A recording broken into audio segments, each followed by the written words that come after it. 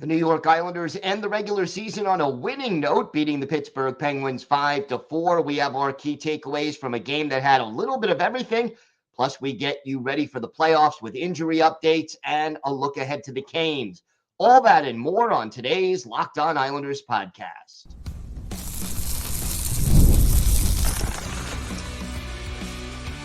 Your Locked On Islanders, your daily podcast on the New York Islanders.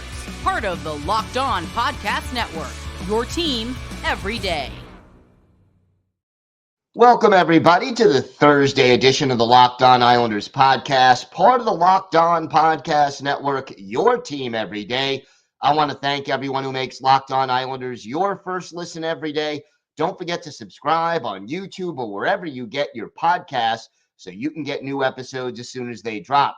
Today's episode is brought to you by Monopoly Go. I admit it, I have a competitive side, and it is a big fan of Monopoly Go, the mobile hit twist on classic Monopoly. So join your friends and download Monopoly Go now, free on the App Store or Google Play. The 2023-2024 NHL season is over, and the New York Islanders ended it on a winning note, beating the Pittsburgh Penguins 5-4. We'll get to all that, but first, if there's something Islanders related on your mind, if you have a question, a comment, maybe a topic you'd like us to discuss on a future episode, you can email the show at Locked On Islanders. And if you leave your first name and where you're from, we're happy to mention you on the show when we discuss whatever's on your mind. You can also follow the show on X at Locked On Isles, and you can follow me, Gil Martin, on X at Ice Wars, NYR, VSNYI. We'll keep you up to date on all things Islanders throughout the playoffs, the offseason, the whole 9 yards. And I am live tweeting during every Islanders home and road playoff game. So join me for some instant insight and analysis. And it's always great to talk Islanders hockey with you, game time or anytime. Lots going on in this season finale. Look, before we go into this one, let's face facts. This was more like a preseason game than it was like a regular season game. The intensity level was different. The lineup was certainly different for the Islanders. And, you know, realistically, this was not a work of art. I mean, the Islanders rested a lot of players. Matthew Barzal, Noah Dobson, Pierre Engvall, Hudson Fasching, all out. Anders Lee missing the game for personal reasons. The Islanders dress 7 defensemen, including Samuel Bolduc. Sebastian Aho plays a little bit of forward in this game. You know, this was not exactly your A-list lineup here, but there were some important moments and milestones in this game, and they count, and we're going to mention them.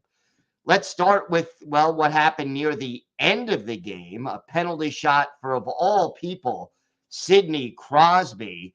And, you know, congratulations to Ilya Sorokin for making the save.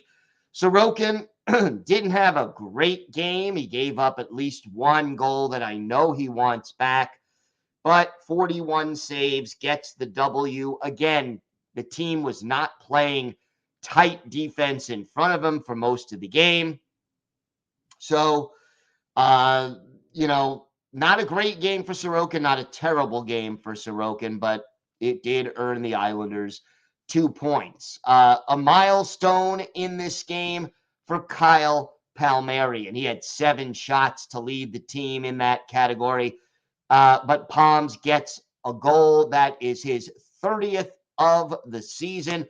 And congratulations to Palms for tying his career high and reaching that milestone, obviously, for the second time in his NHL career. And, you know, I am happy to say that Kyle Palmieri proved me wrong in having such a strong finish to this season and getting to the 30-goal mark and proving that he is a legitimate top 6 forward right now. When Patrick Waugh took over instead of Lane Lambert, the light seemed to go on for Palms, and he really finished the season strong. So kudos to him on the 30-goal mark, and that was great to see. Big game for Samuel Bolduc, who hardly played at all the last few months. Maybe had Bolduc even played a game since Patrick Waugh took over as head coach? I can't recall. He ends up with both a goal and an assist in this contest, and that was good to see. And he was a +1. Bolduc, doing his thing out there. 4 blocked shots as well. So happy to see Bolduc doing well given his opportunity. And then perhaps the one thing that so many Islander fans were waiting for. And as usual, the Islanders, they don't make it easy. But Ruslan Iskhakov making his NHL debut against the Pittsburgh Penguins. And the Islanders don't announce that he's getting called up until, 2:30, 3 o'clock in the afternoon. Just when you thought nothing was going to happen. But Ishkov, I think, deserved the call up, led the Bridgeport Islanders in goals, assists, points. And let's face this other fact, he's on an expiring contract, so the Islanders may have to re-sign him and to give him a taste of the NHL, even if it is just for this one game. And I'm reasonably sure once Bridgeport's season is over Saturday that Ishkov will probably be called up for the playoffs. Not that I expect him to see the ice, but Ishkov playing 14 minutes and 11 seconds. He was even on the plus-minus, had 2 shots on goal, had a giveaway, and yes, registered his first career NHL point. It was an assist, and it actually came on the power play goal by Samuel Bolduc that put the Islanders ahead 4-3 in the first minute, 36 seconds of the third period. Got to give a shout out to Jeff Carter. He scored a goal in what was likely his last career NHL game. So congratulations to him on a great career and a good way to finish it. And then Simon Holmstrom got the game winner on a pretty play that really was beautifully set up by Kyle McLean and a good wrister. And Holmstrom quietly finishes the season with 15 goals. But let's go back and focus a little more on Ruslan Iskhakov. And again, it's one game. It's a game that neither team is playing at their highest intensity level. So I'm not going to overreact and make these huge judgments. I am not going to call Ruslan Iskhakov a bust, and I am not going to say that he is the second coming of, Dennis Maruk or Brian Trache or some of the other smaller, nimble, but offensively gifted players in the NHL's past. Ishkakov, let's put it this way. He didn't look out of place in this game. He had his moments. He had his moments, though, where he was easily, knocked down or knocked off the puck. And you're going to see that because of his size. But at the very least, what we learned is he's got the skill set.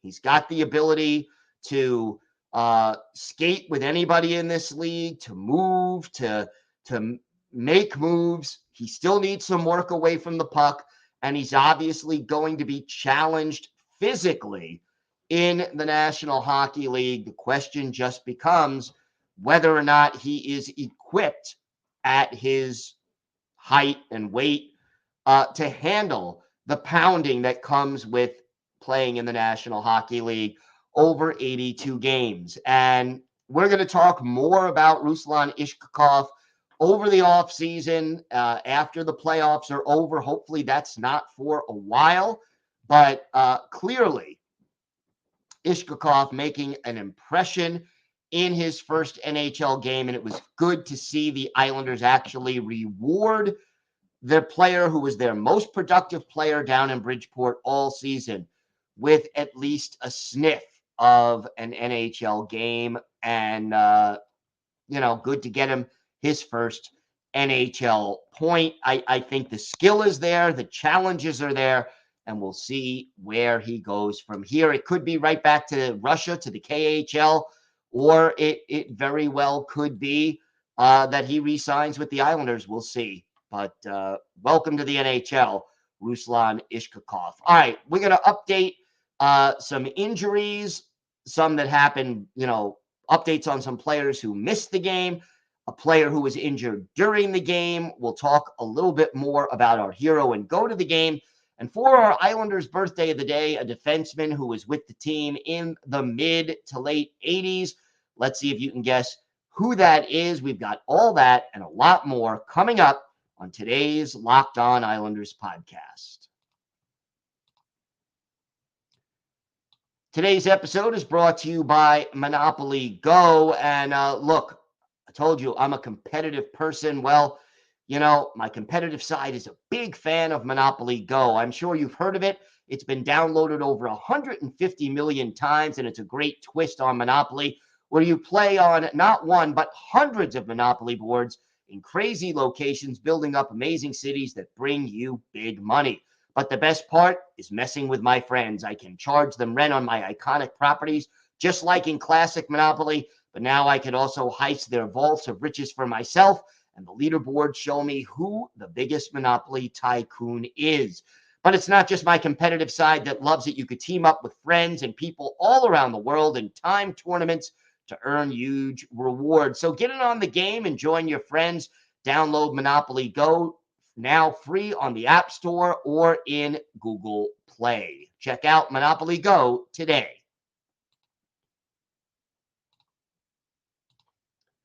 Are you watching Fox Sports or ESPN on your TV all day? Have to turn down the volume with all that shouting?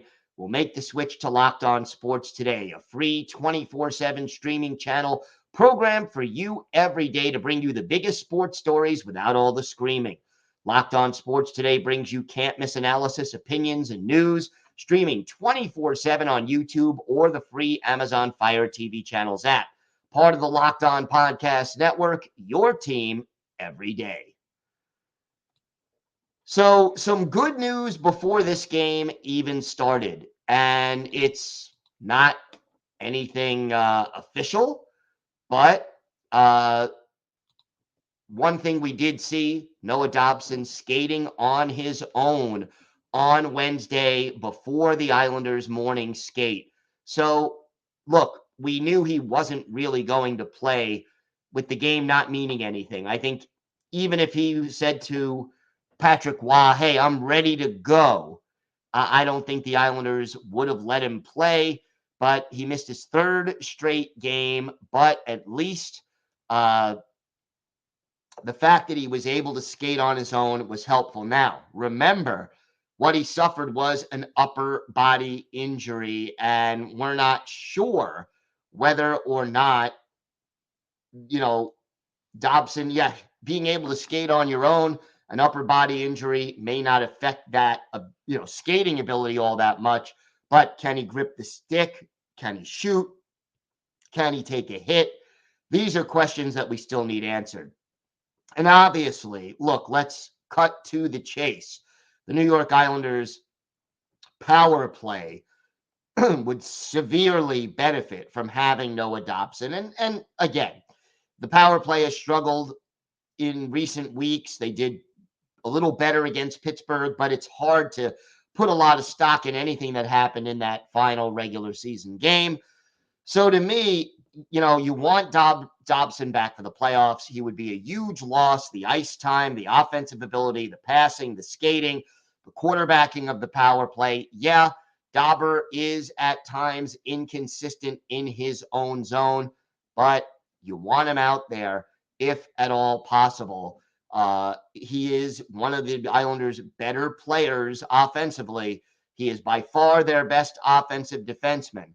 And hopefully he will be ready come puck drop. And oh, by the way, in case you wanted to know, the NHL has announced that game one of the Islanders series with the Hurricanes will get underway Saturday at 5 p.m. Eastern time. So I don't know if that's late afternoon or early evening or a little of both, but that is indeed when game one is, and the rest of the schedule should be released shortly.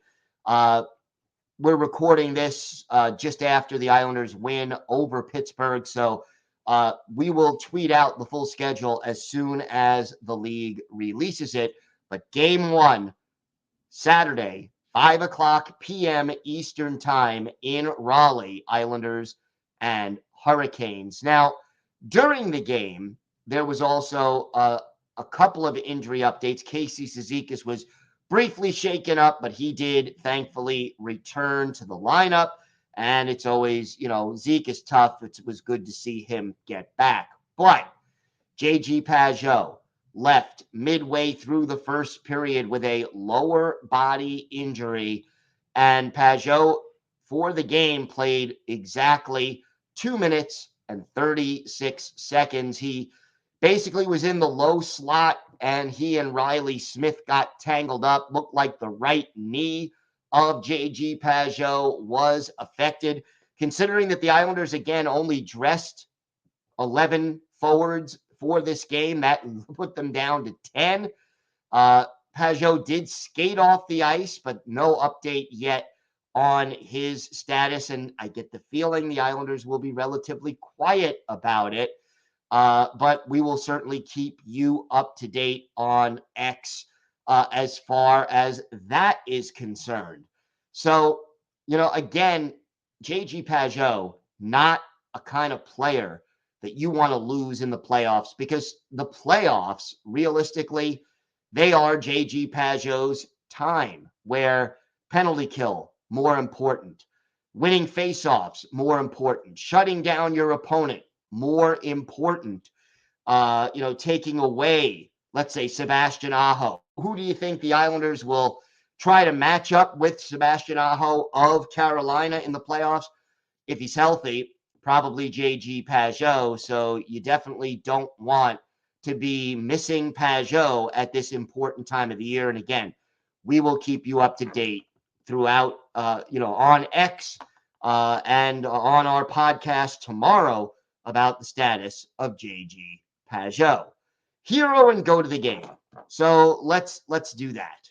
A lot of candidates, but I am going to go.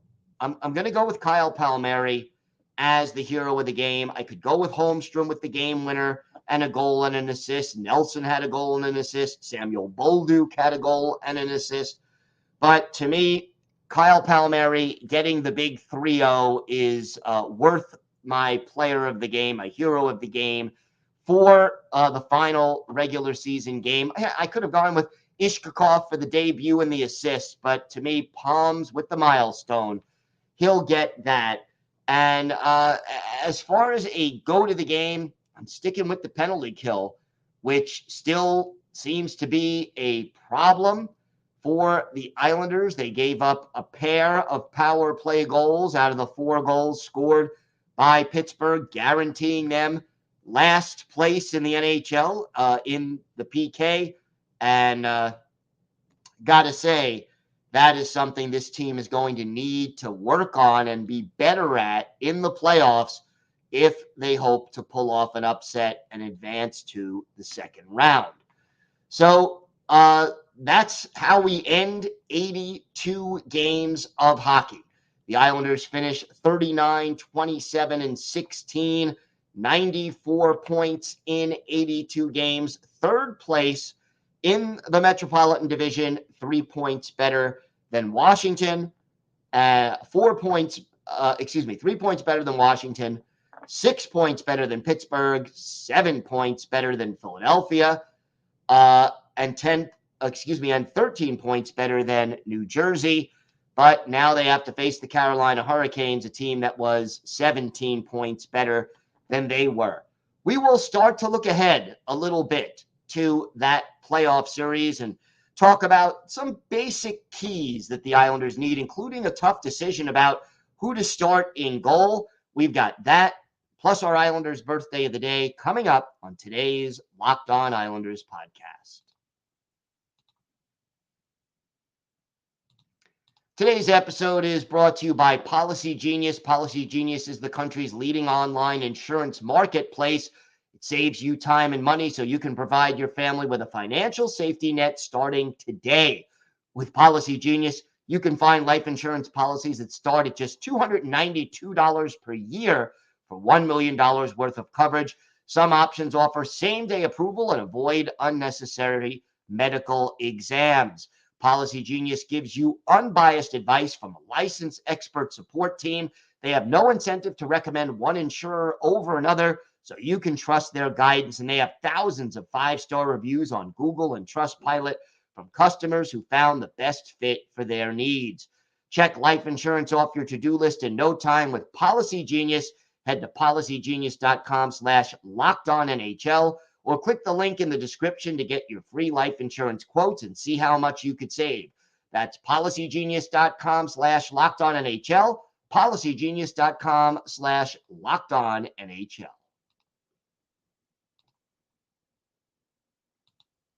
Locked On has launched the first ever national sports 24/7 streaming channel on YouTube. And now it's also available on Amazon Fire TV and the free Fire TV channels app. Locked On Sports Today is here for you 24/7, covering the top sports stories of the day with the local experts of Locked On, plus our national shows covering every league. Find Locked On Sports Today now available on the free Fire TV channels app.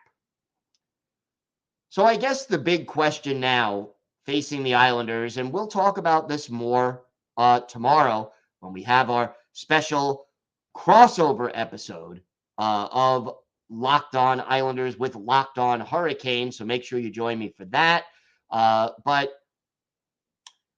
one of the decisions is, who do you start in goal if you're Patrick Roy? Do you go with the hot hand? And that's Semyon Varlamov, who really was the difference maker down the stretch for the Islanders, who has better numbers over the course of the season for the Islanders? Or do you go back to Ilya Sorokin, who was your number one goalie all season, who, let's face it, even though Varlamov was the hot hand down the stretch, Sorokin is your future. He was the number one goalie this year, started, 55 games to 27 for Varley. Those numbers would have been a little better or a little closer had Varlamov not missed time due to injury, where Sorokin started, 14 games in a row. But even if it was 51-31, let's say, Sorokin is your number one. But to me, you got to ride the hot hand.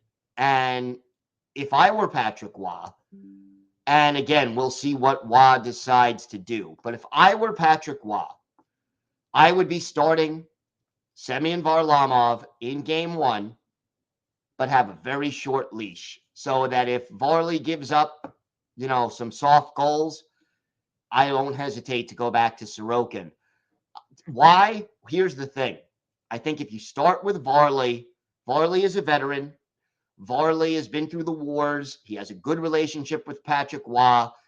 I think if he sits, he would take it emotionally better than Ilya Sorokin would. I think he would be ready to come back in if needed, like if Sorokin also faltered and in game two they want to go back to Varlamov, or in game three, I think he would have, that emotional even keel. And I think he would be the more consistent option in the short run for the New York Islanders. But, it would be a blow to Ilya Sorokin, certainly, for him not to get the call in game one. So I understand both viewpoints. The other obvious thing that the Islanders need to do in this series, and again, tomorrow we will go in depth with Zachary Martin of Locked On Hurricanes on our special crossover episode. But one thing that the Islanders have to do if they hope to pull off this upset, the power play has to click, because the Islanders are not the most explosive team offensively.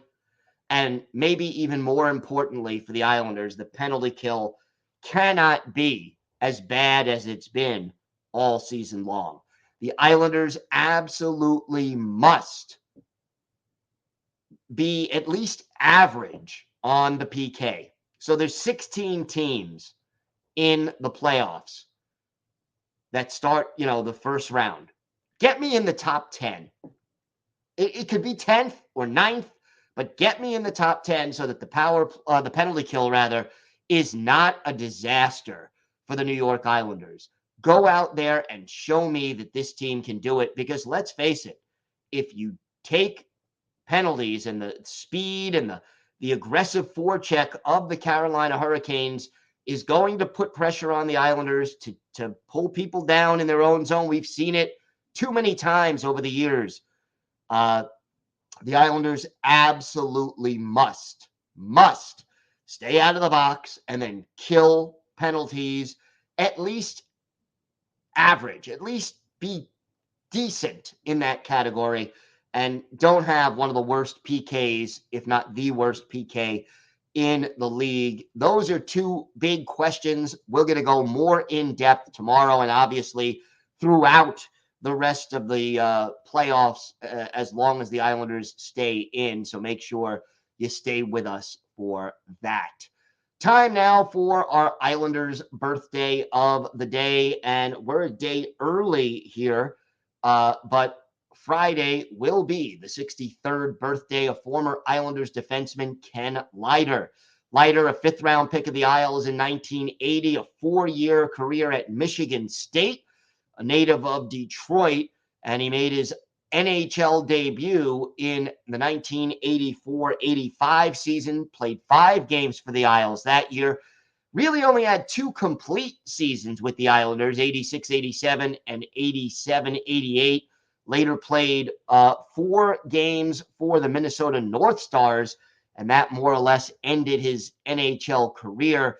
143 career games, 14 goals, 50 points, 62 penalty minutes, 15 playoff games, 6 assists, and 8 penalty minutes in those, all of them coming with the Islanders. And one of his better games with the Islanders did come in the playoffs. We go back to April 30th, 1987, the Patrick Division Finals, Islanders and Flyers at the Nassau Coliseum. It's Game 6, and the Flyers have a 3-2 series lead. But in this game, must win for the Islanders, win or go home. And with the Islanders up 1-0 late in the first period, Ken Leiter sets up Bryan Trottier with a goal. Mike Bossy also on the assist. That made it 2-0 Islanders. Philadelphia pulled to within 2-1, but then early in the third, Leiter and Pat LaFontaine set up Bryan Trottier on the power play. That makes it 3-1 Islanders. The Islanders go on to win by a final score of 4-2, beating Ron Hextall 4 times, while Kelly Rudy made 25 saves to earn the win. But for Ken Leiter, he had 2 assists. He was a +1. He had 2 shots on goal, and he seriously helped the Islanders win this playoff game. Trottier with 2 goals in the game for the Islanders.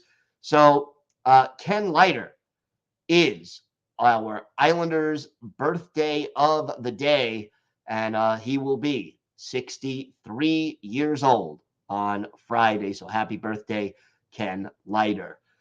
I want to thank everybody for making Locked On Islanders your first listen every day. Everydayers, tomorrow on the show, we will have our special crossover episode previewing this big playoff series between the Islanders and the Hurricanes. And we will be talking Islanders hockey. You'll get an additional perspective from Zachary Martin, no relation, of Locked On Hurricanes, and should be great to talk a little playoff hockey, my favorite time of year, and this will be great. Have a great day, everybody. Stay safe, and of course, let's go Islanders.